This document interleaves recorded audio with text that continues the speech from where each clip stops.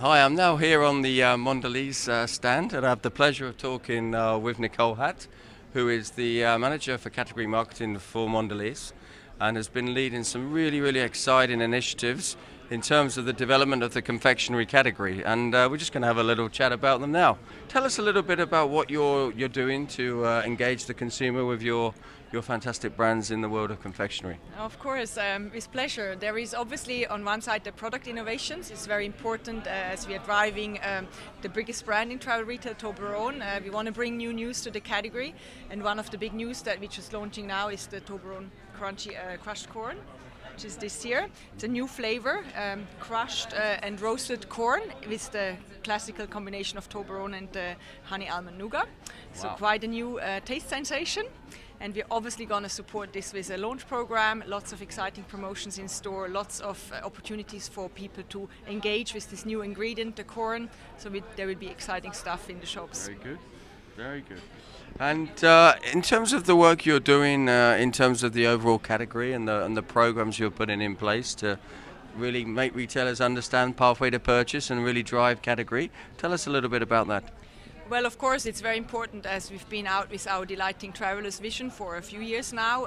It's really about exciting travelers. That's basically my sort of key area that I work on in terms of bringing delighting products, but also bringing these exciting, engaging activities to the store to really bring shoppers into the store and make them spend more and come back more often. And we do that with exciting product, but also with lots of promotions where people can engage and have experiences and even get a chance to win something. So lots of different ways to do that. Fantastic. And how are you using digital in the context of those experiences and activities?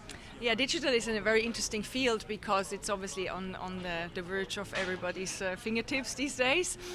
What we found out, it really needs to be something simple and relevant for the travelers. They don't have a lot of time. It's international audiences. So one of the examples I can give with the launch of the previous version of Toblerone, we had a crunchy almond, and we had a very simple game where people could interact and really had to select the ingredients of the Toblerone. So they learned something about our product. They had something to pass the time while they were waiting. So it was a win-win for both. Good. And look, we obviously have quite a lot of retailer consolidation going on out there, and there's a lot of other external challenges. How is that impacting you in terms of your business? Well, retailer consolidation is a topic for us. It is challenging when we build partnerships for the long term and then retailers cease to exist. So that is obviously investment for us that sort of is lost, and we would love to really invest in long-term partnerships. So it's better for us if it's a more stable environment. But we go along with the changes and make the best out of it. A key topic also for us in confectionery is the labeling challenge from the EU these days. Yep. So another hot topic where we try and find the best solution. Yep, there's nothing that beats a bit of EU labelling for a good challenger. Yeah. And if you look to the next 12 months, obviously you just outlined a couple of initiatives. What will be the other major opportunities for you in the next 12 months ahead? Well, I'd like to mention Oreo as well. We launched Oreo in a travel retail format, exclusive format, just 2 years or 3 years ago. We're very happy with the current performance, and we are launching an exciting new product, which is also a collectible. We found that the Oreo tin works really well, and the Oreo fans, they are really keen on this iconic shape, and they want to have items where the Oreo cookie and the pattern of the cookie is on. So we are launching a cookie case that people can reuse as a pencil case or makeup bag or whatever they want. So I think this will be a great addition to the range, and obviously again here we will support it. We will have tasting promotions. Our Oreo mascot will walk around. We'll have games for people to play. So it's going to be an exciting year also for this fun-loving brand Oreo.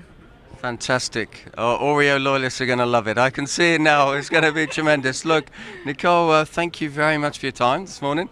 I wish you really well for the next 12 months, and good luck in all your performance. Thank you, likewise. Thank you. Hi, I'm here with Szentivanyi, who is the Customer Marketing Director for Travel Retail for Mondelēz. Anna, you guys at Mondelēz were absolutely at the forefront of all the recent Trinity conference, and congratulations on all of the vision you're showing for the category. Tell me a little bit about the follow-up that you've had with retailers since the forum, and in particular the launch of your Trinity engine. Thank you very much for the question. It's definitely close to my heart, so it's something which I definitely like to talk about. In terms of the follow-up, I would like to break it down in two parts. One of them is definitely that how many times we have finally the opportunity to talk together as a real trinity, together with airports and retailers as well. And I'm particularly happy about this week because we had some of these meetings and finally the three parties started to talk to each other. So I see a great development when it comes to conversation. And the second part is, as you mentioned on the Trinity Forum recently, we had a presentation where we launched the Trinity Engine. And this is a web-based application which would trigger closer collaboration and allow people to check that how the financials could work across the three parties. The key update which I can give you on that one is that over 200 people visited this site. We see that there was a big jump on the day when we hold the Trinity Forum, and we see continuous follow-up as well, and people are coming back and visiting this application. Wow, that's a fantastic achievement. So we actually have the Trinity in action, which is tremendous. Give me an example of how you've been managing those meetings this week in terms of how you bring them together and how you talk them through the opportunity. Sometimes there are simple things like sense of place is a critical thing for some of the airports because they want to differentiate themselves, they want to create an experience unique to them. So sometimes we approach them with our brand programs, and then we saw that then we can show that what kind of innovation we can bring to them in terms of packaging, displays. This is, I would say, the tactical, nice, but definitely engaging element.